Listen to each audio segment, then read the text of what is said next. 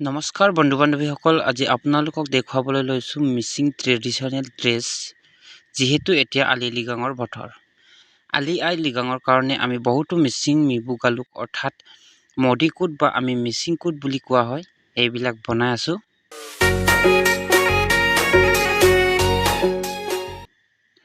তাৰে কিছুমান মিবুগালুকৰ ষ্টাইল আপোনালোকক দেখুৱাম। ভিডিঅ'টো ভাল পালে আপোনালোকে লাইক, কমেণ্ট, শ্বেয়াৰ আৰু ছাবস্ক্ৰাইব কৰিবলৈ নাপাহৰিব।